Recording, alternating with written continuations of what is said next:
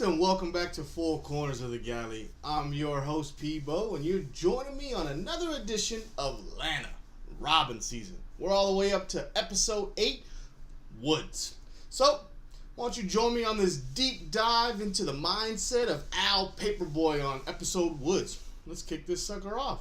So, the episode starts off, and we see Paperboy, and he's sleeping on the couch.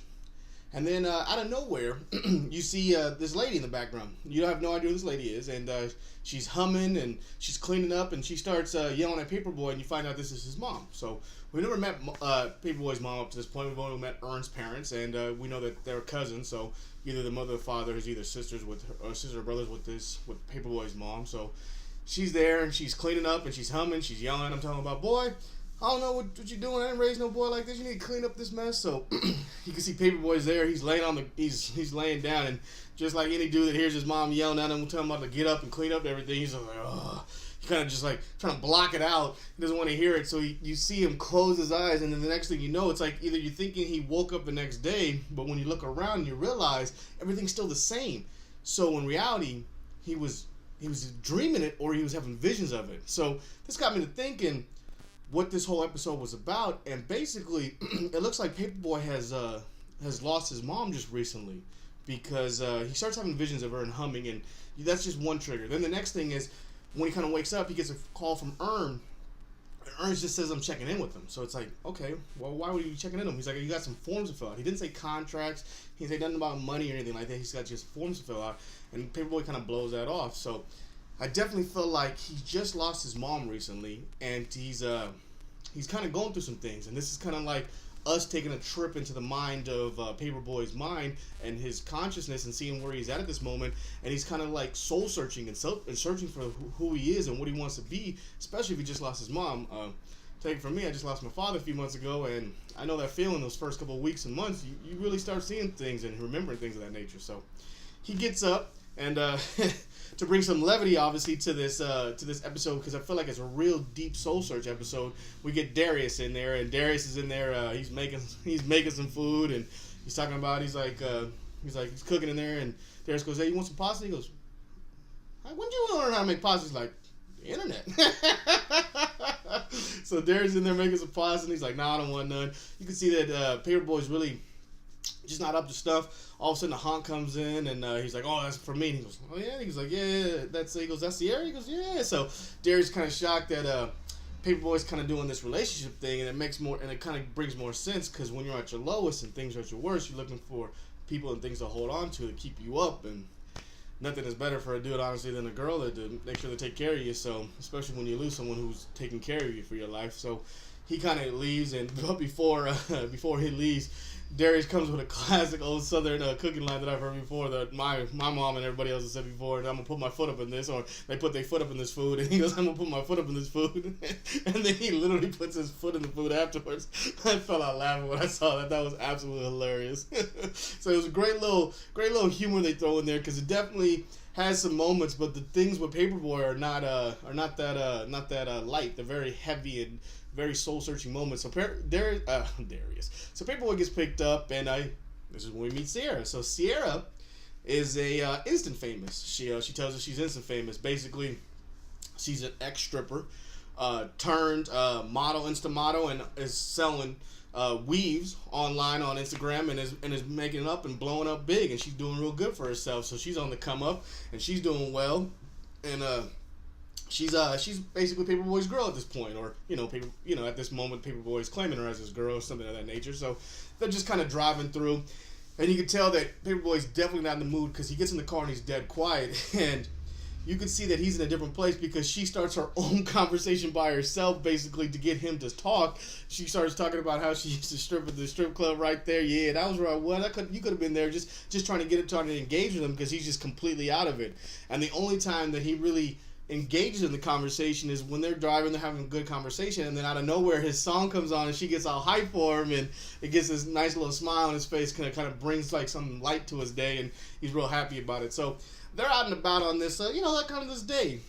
She's talking about how she's happy that he could hook up this day because she's mad that, she ain't really been able to do nothing because all she's been doing is promotions and video shoots, really complaining about, the glamorous life. It's kind of funny. It's like a catch-22 in the way you look at it. Everybody wants to be famous or Instagram famous or think the other side of the light is great when you're making all this money, but most of the time you're spending time running around going from place to place and you never have time for yourself, and you're doing photo shoots, you're doing Q&As, you're meeting fans, you're doing all this stuff, and you really don't have no time to yourself. So the days you do get, you're really precious to you, where regular folks get more time to themselves and have the ability to be bigger with their lives. So it's kind of different. I love how they try to show their perspective on that. So that was great. She's kind of telling them about that and kind of semi-bragging, but in a way. And she's trying to hype him up and try to get him going. So they go shopping, and she takes him to this like designer shopping mall to try to like upgrade his clothes. She's trying to tell him basically that dope boy look is not gonna last forever. And you can see that Paperboy's definitely out of his element in his range, because he's just kind of walking through, and there's just a sales lady there, and he kind of gives her that look, oh, don't worry, I'm just kind of walking by looking, and she just kind of looks at him and stares at him, and you can see he can feel out of place. He's not comfortable where he is, and she's just in there, being herself and doing what she is, because she's just a straight up boss lady.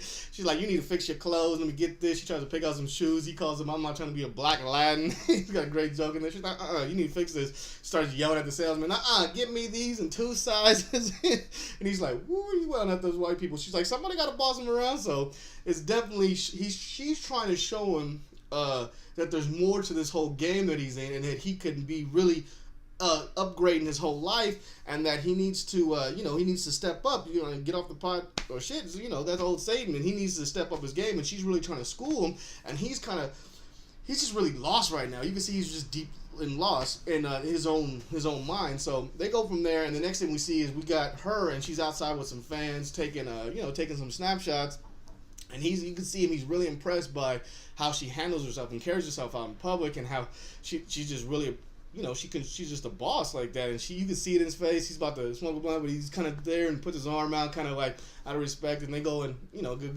go to a nail shop. So this is when things get real funny. So they're in the nail shop, and they're getting the pedicures and feet massage and everything like that. And she's all kind of like clowning on dudes nowadays, saying like, I'm really glad that you can come, because most dudes are like, don't want to come. They think it's weird to take care of your body and skin. Which I've gone to the nail shop. I got a pedicure, pedicure.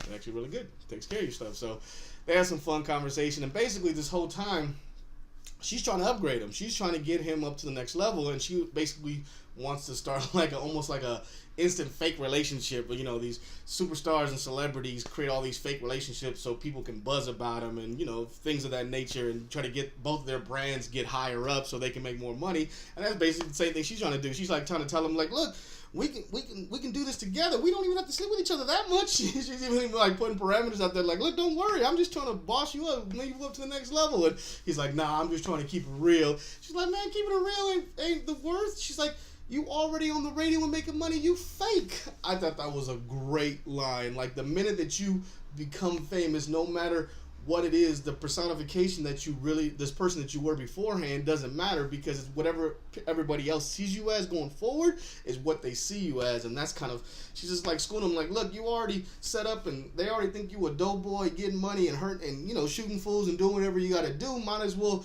earn off of that and make some money. At one point, she also tells them that, she can get some free stuff when they're out shopping. And she's like, make sure your manager takes care of that. And he's like, it kind of clowns on her at that point. He's like, yeah, my manager's not really that good. He gets some liquor sent to the house, and she's kind of clowning him, because our whole theme the whole time is just trying to get him to level up. She's like, you need to get yourself, she goes, a BD manager. And he's like, woo, he's all taken back when she says that. I thought that was a great line too. But they're having this real good conversation, and she's really trying to get him up, but at the same time, she's being super extra with everything. So the nail lady started talking, and I have no idea, honestly, what language they're speaking, Vietnamese or, some Asian dialect, and she just starts snapping on, dude, can't be talking like that. It just gets all wild. And Paperboy at one point is just like, why'd you bring me here? Because she just being extra for no reason. So conversation don't go well, and Paperboy, at one point she's trying to get him to that level and she wants to take a picture with him, and he's just flat out like, no, I'm not with that fakeness. You ain't taking that picture. She's like, well, where you gonna go? He's like, I'm out. I'm gonna walk, because he's already in the mood, and for any little thing to set him off, it's obviously gonna trigger him. So now we go on the journey of Paperboy. I mean, we did meet this great character in Sierra, definitely adding to the guest stars this season, where every episode we get this great guest stars that join all these different ones. We do get one more we'll get to, but I mean, Sierra was just absolutely hilarious. I just love the way they did that with her. So now Paperboy's on this mission. So now we get this very kind of it's short. They shorten it down, but it's a long journey basically of finding himself, and Paperboy's kind of off on this walk. And I must say, they got some beautiful shots of Atlanta they take. I love the wide angle shots he takes of it and really show off the beauty and like kind of the sun coming down. He stops midway through and grabs a burger, and this gives even more call back to the fact that he's really going through something. As he gets a text message and it just says, you don't know what number it is, and it says, you're just thinking of you with a heart. So you can tell he's really in some thought process on what kind of person and man and the things he's going through really wants to go forward. So, he's strolling along, and then lo and behold, of course, when he thinks he's got to just, normal walk home, he's down look like some train track alleyway, and he stumbles across three dudes who instantly recognize him. And they're like, oh, Paperboy, oh, what's up, baby?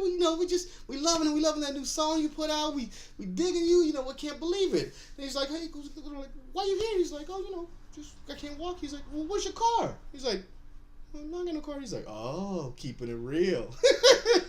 And then right at this point, I know this is a serious part, but you can see that face when he says, oh, keeping it real. And then you can see that face that Paperboy makes, like, he's like, oh, damn. He knows right there he messed up. I'm sorry, but every time I watch it, I just feel like Dave Chappelle's going to pop out of nowhere and be like, Paperboy knew when keeping it real goes wrong. I mean, that just feel like Dave Chappelle's going to pop out the minute that happens, because that facial expression, he knew he messed up, and bam, one throws some ice at him, and they try to jack him.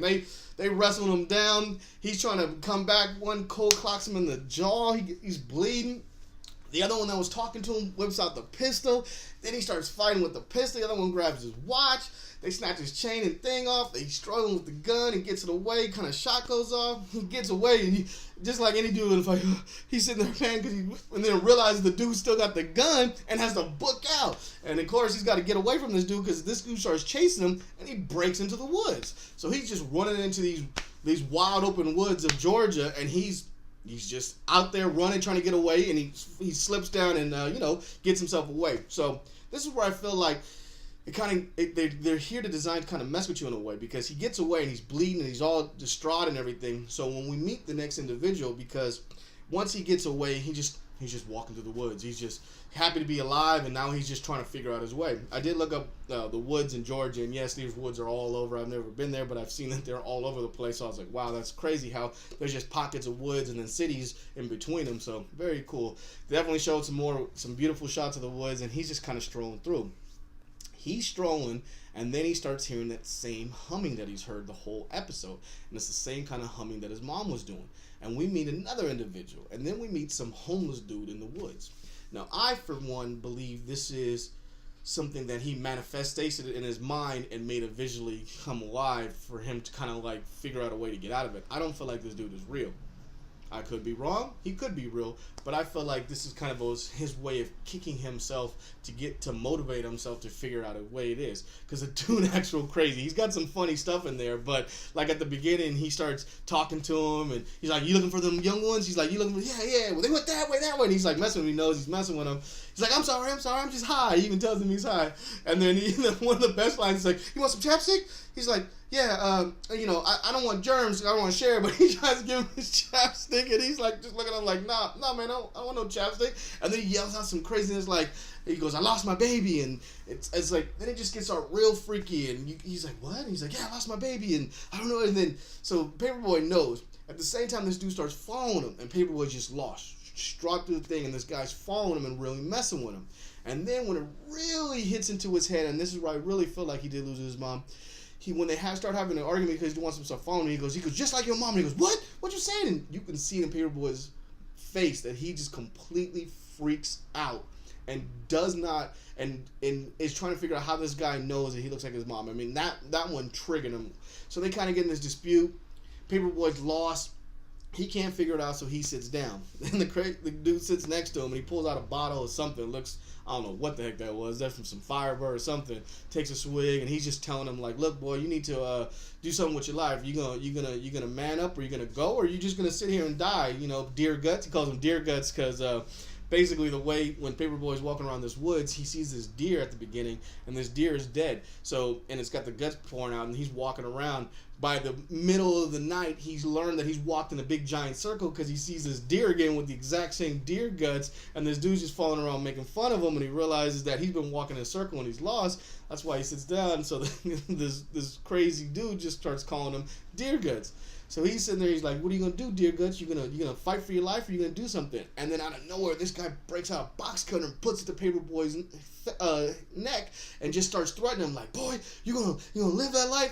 And Paperboy just snaps at that point. I mean, just flat out snaps. He's gone through it. This day is just taken over him, and he just straight up starts crying. He's freaking out. He knows that his life could be over right now, and he doesn't know what else to do with himself. At that point, he kind of like jumps down and stumbles and falls off. And then this is where that moment he looks back, and the crazy dude hasn't left. He's still standing in the same position with the knife. And I'm sorry, but if some dude stumbles off of him and you see him, he would probably look the other way. But he just sits there and tells him, "What are you gonna do, boy?" And starts counting and miscounting numbers.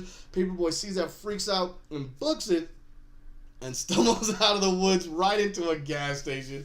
And he's got that like hallelujah look, like he's safe, and he's so happy to be out of the woods and just, completely gone of what is going on. So he gets inside, he gets in the convenience store, and he's looking a mess and a half. And he goes get a drink. The lady's over there looking at him crazy, and this just wide-eyed young fan sees him. He's like, "Are you Paperboy?" And he's like, "Yeah, man." And this is where a moment where it's really great. It's like he went through this turmoil, and he just really don't give a F at this point. And he's like, "Look, man," he even tells the kid, he's like, "You want a pick?" He's like, "Oh, yeah," he can't even believe it.